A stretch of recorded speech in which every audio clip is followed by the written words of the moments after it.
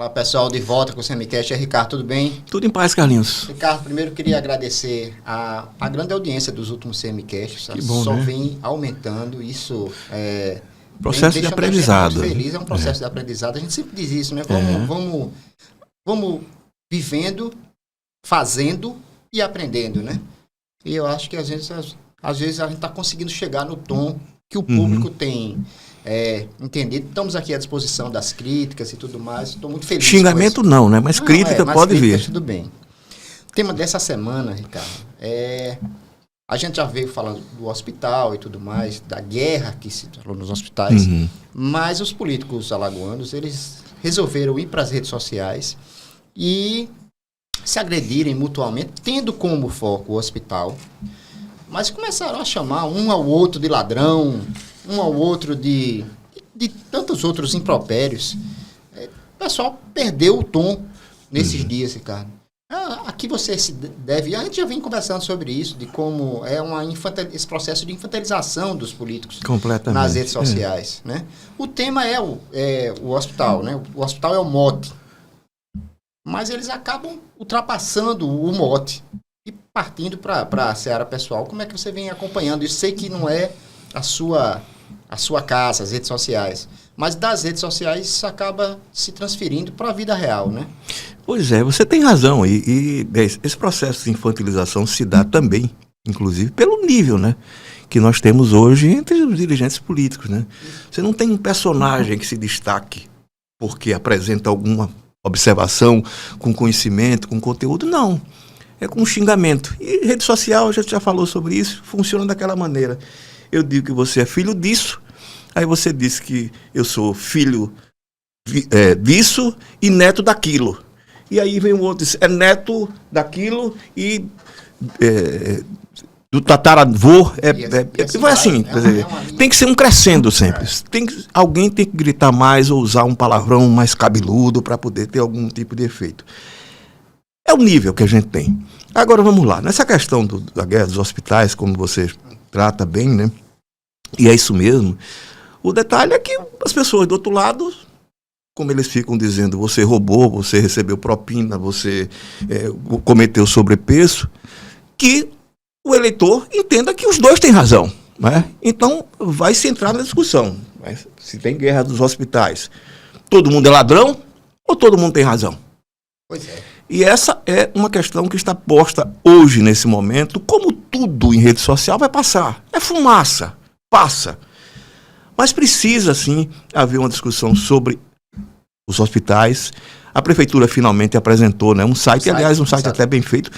É uma coisa que os técnicos, né, as pessoas que entendem daquele métier, né, vão analisar e se pronunciar. Né? Você cobrou isso? Mas não foi por minha causa. Enfim. Mas, enfim, ainda bem que eles fizeram isso. E é importante porque as justificativas que eles estão apresentando, os dados, os números, eles vão ser alvo de análise. E aí, nesse próprio site, e é interessante, né? A prefeitura faz um comparativo com os hospitais construídos por Renan Filho. Naquele momento em que eles foram inaugurados, a gente lembra, né, em meio à pandemia, e foram fundamentais e importantes, mas nenhum foi auditado. Ninguém sabe ali quanto efetivamente custou.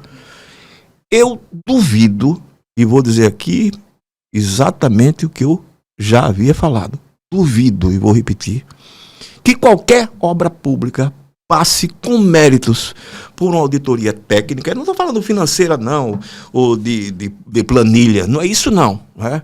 Porque há várias formas de se ganhar dinheiro em obra pública. Eu, essa semana, conversando com uma pessoa que é da área mesmo, né, que inclusive atua na construção de obras públicas, disse, olha, Ricardo, existem várias formas de se ganhar dinheiro com obra pública. Já foi tempo que aquela história, eu dou dinheiro para liberar o seu dinheiro, você tem que me dar uma propina de tanto, de X e tal. Mas vamos lá. Se acontecer de uma avaliação na hora do contrato, diz, olha, é o seguinte, você vai ganhar aqui, mas o fornecedor de pedra vai ser meu, o fornecedor de tijolo vai ser meu, eu vou indicar e você vai aceitar, de areia vai ser meu, de cimento vai ser meu, e aí você vai ganhando dinheiro com uma péssima qualidade dos materiais. As reclamações são muitas, inclusive em relação a essas obras citadas, né, dos hospitais, como também das rodovias, porque o asfalto é ruim, porque a brita não presta. Então você pega esse material, e a gente está falando de quantitativos, de volume, né, de escala. Como esses quantitativos são muito altos, né, o que é que o cara faz? O cara ganha dinheiro ali. A diferença custa 100, chutando aqui, é apenas um chute, né?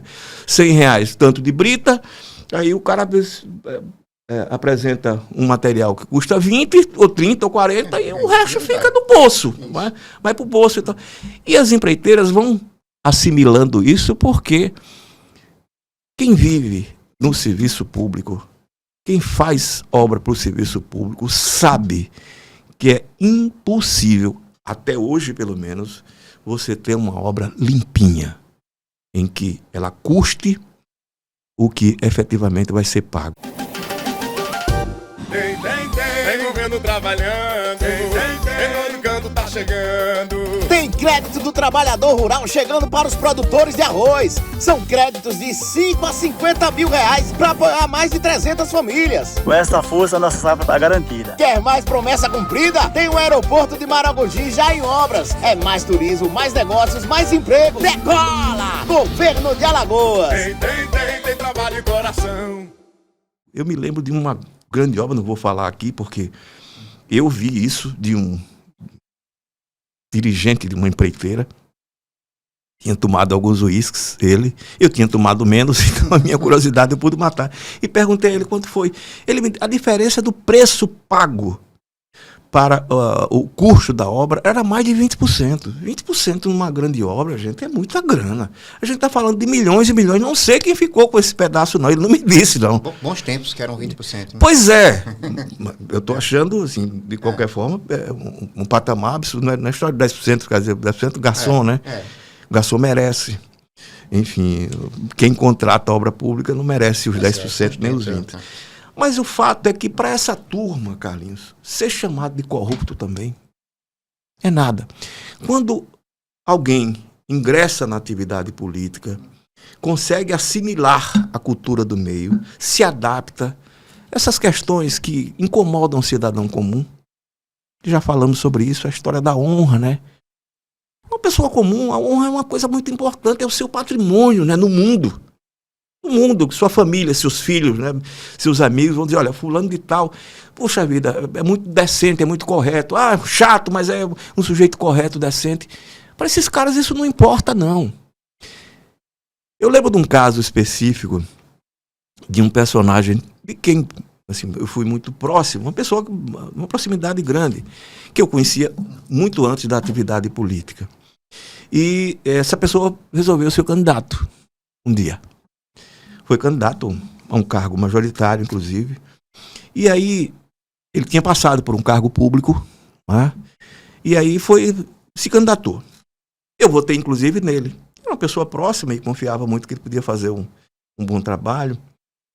E aí, quando foi na véspera da eleição, eu discuti terrivelmente com um cara que era tão ligado a ele quanto a mim, né? Politicamente, ainda tinha algum resquício de militância. E o cara perguntou em quem ia votar, eu digo, no fulano. Ele disse, mas você sabe que fulano é ladrão. Meteu a mão em tal lugar. Eu fiquei abespinhado, confesso, me irritei de um jeito que eu não gostaria de me irritar, detesto bate-boca. Em todo lugar, enfim, em casa eu não bato boca porque eu não gosto. É uma coisa que eu abomino, eu me sinto mal. E aí foi uma briga muito feia. Quase, veja que coisa ridícula. Saíamos para via de fato. No dia seguinte, esse personagem que foi candidato me ligou e tal, e me chamou para a casa dele. Olha, eu tinha terminado a eleição, ele não se elegeu, vou tomar um uísque, eu não vou não e tal, chateado e tal. Ele disse, o fulano encontrou comigo hoje, disse que vai. Digo, fulano? Eu estava irritado, digo, esse cara disse que você é ladrão, rapaz. Disse para ele assim, disse, em tal lugar, contei a história, eu estava ainda muito, enfim, tocado com isso, né? E aí disse, aí ele foi, riu. Aí no dia seguinte, fulano estava lá. Eu digo, e você? Disse, não, recebi. É um amigo. É um amigo. Quer dizer, o cara me chama de ladrão, eu vou dizer, o cara é meu amigo. Ou seja, o cara já estava adaptado. Tanto que é adaptado que hoje ele é uma pessoa do meio. Ele é um político profissional, se profissionalizou na seara política. Porque é uma exigência da adaptação você ser desmoralizado. Eu acho que é uma desmoralização, alguém me chamar de ladrão, né? Se passar na rua, um cara como esse, um senador, um deputado, um governador, um prefeito, ali aquele ladrão, aquilo é um ladrão. E o cara sabe que as pessoas estão dizendo isso, mas o cara está se lixando. Porque para ele não é o que importa. O que importa para quem está no poder é o poder. Lamentavelmente. Eu não estou dizendo que todo mundo é igual, não. Sim. Existem pessoas melhores e pessoas piores, né? Com qualquer atividade no jornalismo. Mas me incomoda como as pessoas não se incomodam com esse tipo de tratamento, né? Você dizer que você é ladrão e você achar que isso faz parte da vida. Não. Quem entra nesse meio é assim mesmo. Eu já ouvi isso de mais de uma pessoa quando eu argumentei isso, né? Isso é bobagem. Peninha, isso é bobagem. Tá ali, é isso mesmo. O cara que entra ali pode ser chamado de corrupto. Que é isso, rapaz? É uma besteira, é moralismo da minha parte? Não sei, é meu jeito de ser. Mas eu entendo que eles fazem esse tipo de acusação com a leviandade a que nós estamos acostumados, e agora com as redes sociais, porque eles já estão acostumados a serem xingados também de corruptos. Agora, me tira uma dúvida. Dentre os políticos, ok, isso já está assimilado. E entre os eleitores? Isso já está assimilado também? Há muito tempo. Veja, sempre que... E a gente já até ano passado falou sobre isso. O que acontece? No meio do escândalo, no auge do escândalo, as pessoas ficam indignadas. Fulano é ladrão, fulano é bandido. Na outra eleição, passado 1 ano, 2, esqueceu-se. Não, ele está lá. Não, mas aquilo, bobagem, todo mundo faz. A história do todo mundo faz, né? Todo mundo faz. Então... faz parte da hipocrisia nacional, né? De todos nós, né? E, no final das contas, temos esse tipo de comportamento de aceitação, enfim, de tolerância em relação a esse tipo de coisa, porque parece que isso é moralismo, parece que isso é bobagem, infantilidade. Infantilidade é isso. Você está xingando o outro de corrupto nas redes sociais, o outro dizendo que corrupto é você, porque você é mais ladrão do que eu, não é? Agora, as obras dos hospitais estaduais nunca passaram por nenhuma auditoria. E a obra ou a compra do hospital da cidade precisa sim passar por uma auditoria, mas feita por técnicos que conheçam essa seara, que estudem, que analisem e que possam sim chegar a um preço justo. Não estou falando nem o preço absolutamente correto. O Hospital Metropolitano, foi que a prefeitura apresenta como um dado, né? Teve um custo de R$ 8.062 por metro quadrado. O hospital da cidade, futuro hospital da cidade, teve um custo de R$ 8.910, só que com os equipamentos dentro. O outro, cujo material também não é grande coisa, metropolitano, segundo os próprios médicos dizem, né? Vários médicos já ouvi dizendo isso, que assim, é bonitinho e tal, mas assim, tem problemas, e vão aparecer os problemas, né, fatalmente. Ou seja, não passou e não vai passar. E se passasse, não passaria por média. Ia ali para recuperação, como todas as obras públicas de forma geral. É muito difícil você ter uma obra pública em que você possa dizer o preço é justo e a obra é bem feita, do jeito que a população merece. Porque a gente está falando sempre de dinheiro público. Essa tolerância é nossa, da sociedade, e a gente fica, enfim, empurrando. E assim, todo político faz. Por que todo político faz? A gente nunca vai mudar isso. É engraçado como se o direito consuetudinário, né, que é o direito, enfim, estabelecido sem precisar estar no papel, não valesse para a atividade política. E deve valer. A gente não cobra isso das pessoas, de forma geral, do nosso cotidiano. Uma coisa que eu brinco, eu digo, você chamaria um governante, qualquer um, em qualquer nível, para fazer uma obra na sua casa? Você vai tocar a obra da minha casa aqui, eu tenho X. Ninguém chamaria. Então, se ninguém chamaria, por mais que nós tenhamos e temos, né, a teoria da conspiração, que todo mundo é imprestável, não é. Mas isso virou parte da cultura política e a gente aceita como parte da cultura política. É muito triste isso, né? Para finalizar... E qualquer coisa, o Toffoli passa a canetada e anula as delações. Exatamente. Como, né?